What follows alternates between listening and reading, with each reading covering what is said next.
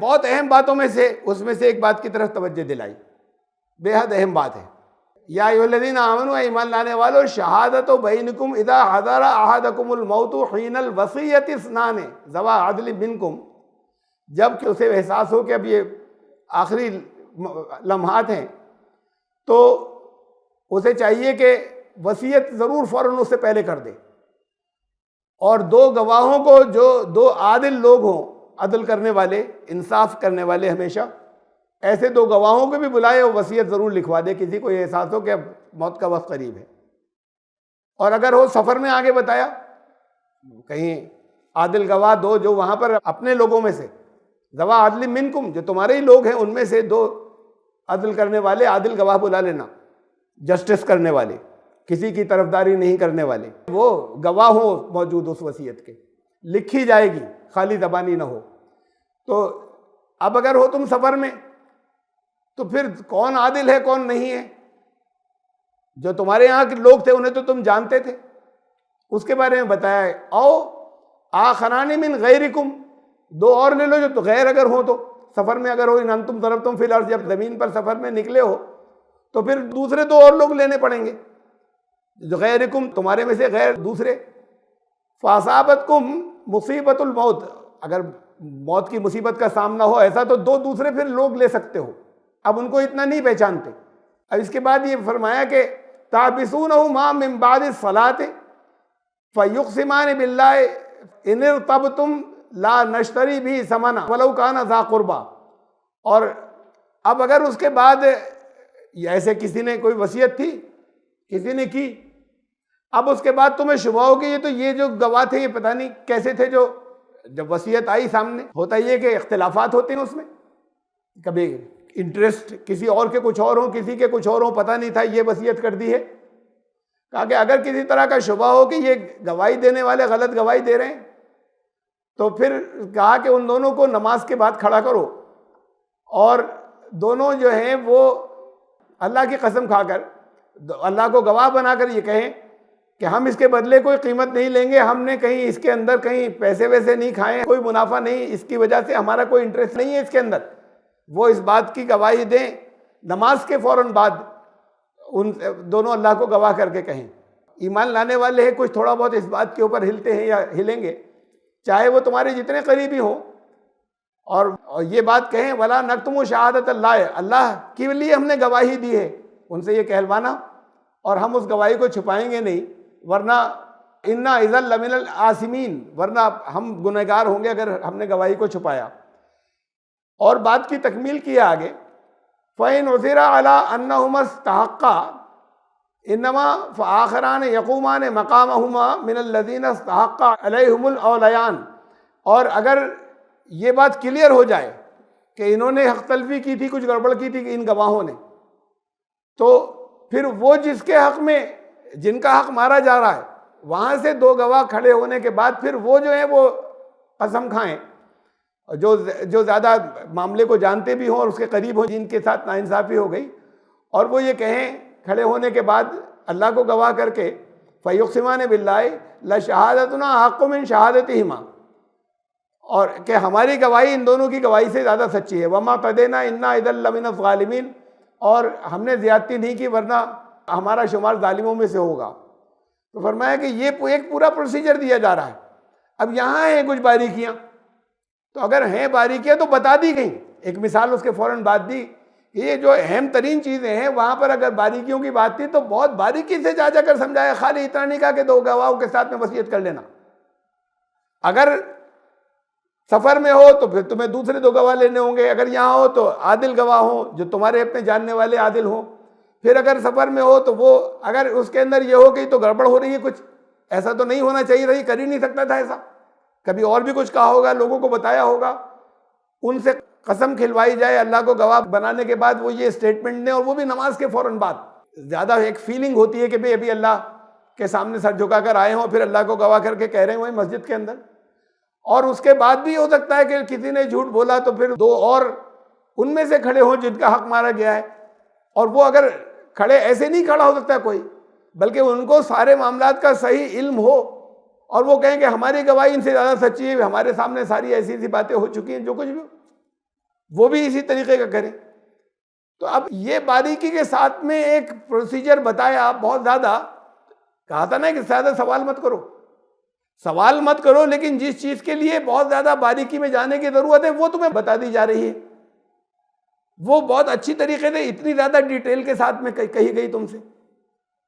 پھر بہت اہم بات ہو گئی نا، جس کی اتنی زیادہ باریکیاں بتا دی۔ اور عام حالات کے اندر تو احکامات بتائے، اور اس کے بعد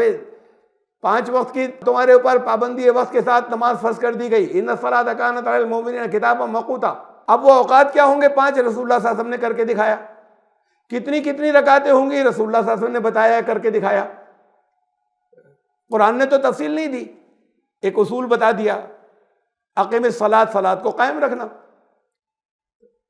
یہاں پر یہ ایک اتنا اہم مسئلہ ہے کہ اس کی اتنی زیادہ باریکی ڈیٹیل کے ساتھ میں بتائی جا رہی ہے، اتنی زیادہ ڈیٹیل کے ساتھ میں باریکی مشکل سے کسی اور مسئلے کی بتائی گئی، تو مسئلہ بہت اہم ہو گیا نا، کہ وصیت کرنا لازم ہے، کیا ضروری ہو گیا؟ نہیں ہے ہم لوگوں کے یہاں اس بات کی اتنی فکر، جس کے لیے اتنی باریکی کے ساتھ میں کہا گیا۔ دیکھیے دکھاتا ہوں میں کچھ اس کے سلسلے میں حدیث بھی دکھاتا ہوں، قرآن کی اور آیات بھی، بلکہ جو کچھ چیزیں بتا دی گئی ہیں صاف صاف اس کے خلاف ہمارے یہاں چیزیں جاری ہیں۔ بتانے کے بعد یہ کہا، یہ کہنے کے بعد ذالک ادنیٰ ان یاتوا بالشہادۃ علی وجہہا، یہ جب تم اتنا کرو گے تو پھر اس سے اس بات کا امکان ہوگا کہ اب وہ گواہی وہ ٹھیک دیں گے، اس لیے کہ انہیں یہ معلوم ہے کہ ابھی اور ہمارے اوپر بھی گواہ کھڑے ہو جائیں گے، اور پھر سب جگہ ہوگا کہ تم نے اللہ کو گواہ بنا کے نماز کے بعد جھوٹ بولا تھا، تو وہ او یخافوا ان ترد ایمان بعد ایمانہم، تو ان کو یہ ڈر ہوگا کہ قسم کھانے کے بعد بھی پھر ہمارے اوپر بھی کوئی دوسرے، اور ہماری بات آخری نہیں ہے، تو اس بات کا بھی انہیں ڈر ہوگا۔ تو یہ اس بات کے زیادہ قریب ہے کہ بات جو ہے وہ بالکل صحیح سامنے آ جائے، واللہ لا یہدی القوم الفاسقین، اور وہ لوگ جو حدیں پار کرنے والے ہیں اور گناہ گاروں سے جاتے ہیں اللہ پسند نہیں فرماتا۔ اتنی تفصیل کے ساتھ میں اس مسئلے کو بتایا، اس مسئلے کی کوئی اہمیت مسلمانوں کے یہاں ہے ہی نہیں، جن کی تفصیلات اتنی دے دی گئی قرآن نے۔ رسول اللہ صلی اللہ علیہ وسلم نے فرمایا، اب کیا ہے کہ ہمارے یہاں ایک حدیث آتی ہے، ابو داؤد کی حدیث ہے، حدیث بیان کی جاتی ہے، ابو داؤد میں لکھی ہوئی، تو اسے لفظ حدیث میں اس لیے کہہ رہا ہوں اسے۔ بہت سی چیزیں، بہت سی روایات ہمارے یہاں ان کتابوں میں، مجموعوں میں ہیں جو حدیث کہلاتی ہیں، علماء نے بعض نے تحقیق کی، بعض نے کہا یہ غلط ہے، شامل ہو گئی، بعض نے کہا، پھر تحقیق کرنے والوں نے کہ یہ ضعیف ہے، کمزور ہے، اتنا زیادہ اس کا اعتبار نہیں، اس طرح کی بھی ہوئی۔ انہوں نے اس وقت اپنی محنت کر کے نکال کے جو چیزیں پھیلی ہوئی تھی اس میں سے چیزیں چھانٹی تھی۔ تو ایسی ابو داؤد کے اندر ایک روایت ہے، اسے دیکھیے، رسول اللہ صلی اللہ علیہ وسلم نے اپنے خطبے میں حجۃ الوداع کے سال فرمایا کہ اللہ نے ہر حقدار کو اس کا حق دے دیا، یعنی حصے بیان کر دیے وراثت کے، لہذا وارث کے لیے وصیت نہیں ہے۔ اب جن کی وراثت طے کر دی گئی، بتا دی گئی، قرآن نے بتا دی کس کو کتنا کتنا حصہ ملے گا، وصیت ان کے بارے میں نہیں کی جائے گی، اللہ نے مقرر کر دی، کسی اور کی کر سکتے ہیں وصیت۔ اب یہ ایک ہمارے یہاں حدیث کے نام کے اوپر ایک یہ روایت آئی، ابھی جو میں نے آپ کو روایت بتائی، وارث کے لیے وصیت نہیں ہے، بہت مشہور ہے، تمام دنیا میں اس پر عمل ہوتا ہے۔ پرسنل لا فیصلے جو ہوتے ہیں وہ مسلم لا کے حساب سے ہوتے ہیں، مسلمانوں کے وراثت کے۔ وارث کے لیے وصیت کی تھی، اگر عدالت میں جائے تو وہ بھی کہتی ہے کہ ان کے قانون میں نہیں ہے، کینسل۔ اب قرآن کی آیت ہے، سورہ بقرہ میں گزری ہے، آیت نمبر 180، کتب علیکم اذا حضر احدکم الموت ان ترک خیر الوصیۃ للوالدین والاقربین بالمعروف حقا علی المتقین۔ تم پر فرض کیا گیا ہے، تم پر لکھ دیا گیا، کتب علیکم اذا حضر احدکم الموت، تم میں سے کسی کی موت کا وقت اگر محسوس ہو، قریب آ گیا، تو یہ فرض کر دیا گیا ان طرح کا خیر الوصیت تو وصیت لازم ہے کہ وصیت ضرور، اگر وہ کچھ مال چھوڑ رہا ہو وصیت کے لائق، تو وصیت للوالدین والاقربین بالمعروف، والدین اور دوسرے اقربا میں سے جس کے لیے وصیت کرنا چاہے یہ کر دے فوراً، معروف طریقے سے، جو صحیح طریقہ ہو، حقا علی المتقین، یہ حق ہے، یہ لازم ہے، یہ فرض ہے، وہ لوگ جو متقی ہوں ان پر یہ فرض ہے، یہ ان کا حق ہے کہ کریں۔ اب والدین کے تو حصے بیان ہو گئے سورہ نساء کے اندر جو ترکے کے ہیں، اور بہت سے دوسرے اقربا کے بھی، عزیزوں رشتہ داروں کے بیان ہو گئے، تو قرآن یہ کہہ رہا ہے کہ یہ لازم ہے۔ ایک ہمیں روایت یہ مل رہی ہے، حدیث یہ مل رہی ہے کہ جن کے حصے اللہ نے مقرر کر دیے ہیں اب ان کے لیے وصیت کوئی نہیں کر سکتا، قرآن ان کے نام لے کر کہہ رہا ہے کہ کر دینا۔ کسے مانیں ہم دونوں میں سے؟ ہمارے عام رجحان یہ ہے کہ اب ہمیں ایک حدیث مل گئی نا، قرآن کی آیت منسوخ ہو گئی، کینسل ہو گئی۔ رسول اللہ صلی اللہ علیہ وسلم جن پر قرآن نازل ہوا تھا وہ بیچ میں سے قرآن کی آیتیں کینسل کرتے رہتے تھے، انہوں نے نہیں کہا کینسل ہو گئی، یہ جملہ انہوں نے نہیں بولا، یہ بات کے لوگ کہہ رہے ہیں، اس لیے کہ یہ حضور صلی اللہ علیہ وسلم، ارے بھائی حضور صلی اللہ علیہ وسلم نے نہیں کہی ہوگی یہ بات، تم تک غلط پہنچ گئی قرآن کے خلاف۔ جب قرآن کے خلاف ایک بات ہم تک آ رہی ہے تو یہ مانا جائے کہ نہیں یہ تو کہی ہے، اس لیے حضور نے نہیں کہا کہ وہ آیت کینسل، اس لیے اب ہم کہہ رہے ہیں، بات کے لوگ کہہ رہے ہیں اس لیے قرآن کی وہ آیت کینسل، اس لیے کہ حضور نے یہ فرما دیا۔ ابھی نہیں فرمایا ہوگا حضور نے، اس لیے کہ یہ اتنا محفوظ نہیں ہے یہ حصہ، اس میں غلطیاں ہوتی رہی ہیں۔ قرآن کی ایک شوشہ، ایک حرف جو ہے وہ ایک ایک محفوظ ہو کر ہم تک پہنچا، اس میں کبھی کوئی تبدیلی نہیں ہوئی، ہوگی نہیں، کوئی غلطی نہیں ہوئی۔ یہاں غلطیاں ہوئی ہیں، تحقیق ہوتی رہی، آج تک ہو رہی ہے، اب بھی جاری ہے، لیکن اس سے یہ مان لیا جاتا ہے اور فیصلہ یہ کر دیا جاتا ہے قرآن کی آیت کینسل۔ اب یہ بھی دیکھ لیے ذرا حدیث کی پوزیشن بھی میں بتانا چاہتا ہوں آپ کو۔ یہ آیت نمبر 180 سورہ بقرہ کی، 181 182 تینوں کے اندر ہی تفصیل بتائی ہے اس کی کہ وصیت ضروری ہے۔ پھر ایک بات اور، سورہ نساء میں جو آیات آئیں، 2 آیتوں کے اندر، آیت نمبر 11 12 اس کے اندر 4 مرتبہ یہ آیا جہاں ترکے بتائے گئے نا کہ حصے جو ہیں وہ کیسے تقسیم ہو، وراثت کیسے تقسیم ہو، 4 مرتبہ یہ کہا گیا 2 آیتوں کے درمیان میں، یہ حصے تب تقسیم ہوں گے پہلے اگر وصیت کوئی ہوئی تو وہ پوری کر دی جائے، یا کوئی قرضہ ہو تو وہ دی دے، تب حصے تقسیم ہوں گے۔ یعنی اس کی وصیت کی اہمیت اتنی زیادہ تھی، قرآن نے اب یہ کہہ دیا کہ لازم ہے وصیت کرنا، یہ کہا کہ اپنے اقرباء اور والدین کے لیے یہ بھی کر سکتے ہو۔ اب ایک حدیث ہمیں مل رہی ہے کہ وارث کے لیے نہیں ہوگی وصیت، جو وارث قرآن نے مقرر کر دیا اس کے لیے نہیں کریں گے، قرآن کہہ رہا ہے نام لے کر کے کر سکتے ہیں۔ دونوں میں سے کس کی صحیح مانیں؟ یہ تو ممکن نہیں کہ ہم یہ کہہ دیں کہ رسول اللہ صلی اللہ علیہ وسلم کی بات ہم غلط مان رہے ہیں، یہ تو ایمان ہی جاتا رہے گا۔ یہ بات رسول اللہ صلی اللہ علیہ وسلم کی کہیں بھی ہو نہیں سکتی جو قرآن کے خلاف جا رہی ہے، قرآن پر عمل کرانے آئے تھے۔ تو ایسی تمام وہ حدیثیں جو قرآن کے خلاف واضح طور پر بیٹھتی ہیں، ان کو بجائے اس کے کہ ہم یہ کینسل کر دیں اور یہ کہیں کہ حضور صلی اللہ علیہ وسلم کی کہیں بھی بات نہیں ہوگی، ہم تک غلط پہنچ گئی، ہم یہ کہتے ہیں یہاں پر طریقہ ہمارا یہ قرآن کی فلاں آیت کینسل۔ اب یہ بات کے لوگ، حضور صلی اللہ علیہ وسلم نے تمام زندگی میں ایک شوشے کے بارے میں نہیں فرمایا کہ یہ کینسل ہو، یہ منسوخ، انہوں نے نہیں کہا،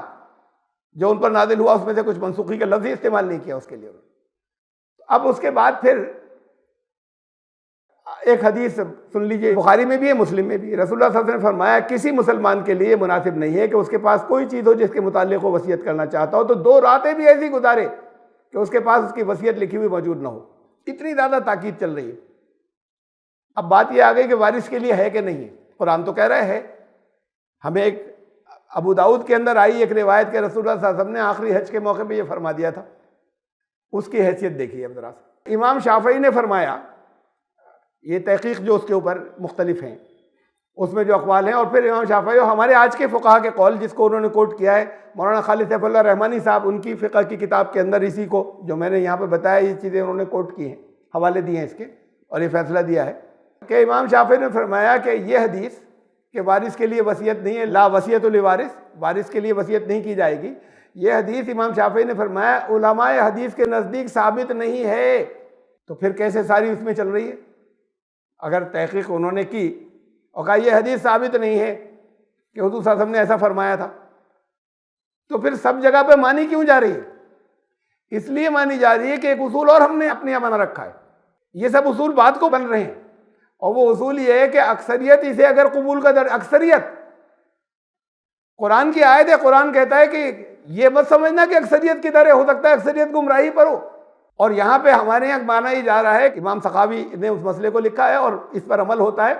اکثریت نے اگر اسے قبول کا درجہ دے دیا، امام سخاوی نے بتایا کہ اس حدیث اس کے ساتھ یہ ہوا ہے کہ امام شافعی یہ کہتے ہیں کہ حدیث ثابت نہیں ہے لیکن اکثریت نے اسے قبول کا درجہ دے دیا ہے، قبولیابی کا، یہاں تک کہ اسے اس درجے تک قبولیابی کا درجہ دے دیا گیا، اسے صحیح مان لیا گیا اور اس سے یہ آیت منسوخ کر دی گئی۔ حدیث ثابت نہیں تھی، عوام میں مقبول ہوئی، قبولیابی کا درجہ ہو گیا اس کا، اور اس کے بعد اس درجے کا ہو گیا کہ اس حدیث سے قرآن کی آیت کینسل کر دی گئی۔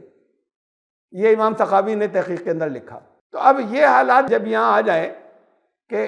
مسئلہ ہمارے یہاں یہ ہو جائے کہ اگر کوئی حدیث کے نام سے عام قبولیابی ہو جائے کہ یہ تو ہے، حضور صلی اللہ علیہ وسلم فرمایا، تو چاہے وہ حدیث ثابت نہیں ہو رہی ہو، اس سے قرآن کی آیت تک منسوخ کی جا سکتی ہے، تو پھر دین اوریجنل کہاں پر بچے گا؟ اور پھر دین کے اندر سختیاں کتنی آئیں گی، گڑبڑ کتنی آئیں گی، ضرورتیں کتنی ہوتی ہیں۔ اسے دیکھیں آپ، کسی کے 3 بچے ہیں، اپنی زندگی میں ایک کو پڑھایا لکھایا، بزنس کرا دیا، دوسرے کو بہت کچھ دیا، وہ پہلا تو بہت ترقی کر گیا تھا اس بیچ میں، دوسرے کو ابھی سیٹ کیا ہے، بہرحال اسے بھی بہت کچھ دے دیا، انتقال ہو گیا، ایک بچہ پڑھ رہا تھا، اسے ابھی تک، اب جو ملے گا تو سب کو تو برابر سے ہی ملے گا، ان کو بھی جو اس درمیان میں باپ کے دیے ہوئے کی وجہ سے جس نے بہت کچھ کمایا، لاکھوں کمائے، تو پھر جو بعد میں جو بچا، یہ تعلیم حاصل کر رہا تھا، اس کے ہاتھ کچھ نہیں آیا اس میں سے، وہ تو بھائی کا ہو گیا، دے دیا تھا نا، دے دیا تھا تو ہو گیا، ان کا نام کر دیا تھا، انہوں نے اس سے خوب کمائی کی، اچھے سیٹ ہو گئے، بہت اچھے ہو گئے۔ اب اگر ایک ایسا ہے کہ بعد میں اگر والد کو یہ محسوس ہو کہ بھئی اس کی زندگی کے لیے کچھ ہونا چاہیے، وصیت ہے کہ اس کے لیے کر دیں، اتنا اسے دے دینا، پھر بانٹنا، اب بھائیوں کو تو سب برابر سے بٹے گا نا، جب ترکہ بٹے گا۔ ایسی پتہ نہیں کتنی ضرورتیں آتی ہیں۔ ایک بچہ جو ہے وہ عقل کا ایسا ہے کہ وہ ریٹارڈڈ ہے، سمجھ فہم کم ہے، زندگی بھر وہ سیٹ بیک اس کو رہے گا دوسروں کے مقابلے میں، اگر اس کے لیے کچھ الگ اکٹھا کر دیا، وصیت کر دی، نہیں کر سکتے، وہ تو وارث ہے، اتنا ہی ملے گا جتنا باقی سب کو ملا، باقی نے زندگی میں چاہے جتنا آگے بڑھ چکے ہوں، اور وہ تو بیچارہ وہی کا وہی ہے کہ خالی اس کو تو بس کھانے کو مل جاتا ہے اور ایسی کچھ کپڑے مل جاتے ہیں، تو اس کی زندگی کے لیے اگر وہ کچھ کر دے تو وہ نہیں کر سکتے، اس لیے کہ وارث کے لیے وصیت نہیں ہے۔ زندگی میں ضرورتیں آ رہی ہیں، بے پناہ آ رہی ہیں، جگہ جگہ مختلف موقعوں پر آ رہی ہیں، اور وہ صاف عقل سے محسوس ہوتا ہے انصاف کے خلاف ہے بات، اور انصاف کے خلاف اسلام کا کوئی قانون نہیں ہو سکتا۔ آپ کسی سچے قانون کو یہ ثابت نہیں، ساری دنیا کے لوگ اکٹھے ہو جائیں، یہ ثابت نہیں کر سکتے، اس سے تو زیادتی ہو جائے گی، ہو نہیں سکتی، اس کے خلاف ہوں گی زیادتیاں اگر۔ اب یہ ہے کہ ایک ہمیں یہ مل رہی ہے اور اس کو اس شکل میں منسوخ کیا گیا، تو پھر قرآن نے پہلے تو وہ بتایا کہ یہ دین میں اتنی من میں سے مت نکالو، جتنا قرآن نے بتایا، جتنا رسول اللہ صلی اللہ علیہ وسلم نے بتایا بس ٹھیک ہے، باریکی کر کے سوال مت کرو ورنہ بات کفر تک پہنچ جاتی ہے۔ خاموشی اختیار کی، اللہ سے بھول نہیں ہوئی ہے، تم اسے اپنے معاملے میں رحمت سمجھو، اور پھر یہ کہ بعض چیزوں کو جنہیں باریکی سے بتا دیا خوب، وہاں پر اس کے اوپر بڑی سختی سے عمل کرنا، مثلاً فوراً ایک مسئلہ لا کے بتایا کہ دیکھو یہاں پہ اتنی باریکی سے تفصیلات بتائیں، تو اللہ نے بتا دی نا، تو ان پر تو عمل ہوتا ہے خوب، جو اللہ نے نہیں بتائی وہ باریکیاں نکال کر مسائل لکھ لیے گئے، اور اس پر عمل نہیں ہوتا، جس کے تفصیلات اللہ نے باریکی کے ساتھ میں بتائی اور یہاں موجود ہے اتنی ڈیٹیل کے ساتھ میں۔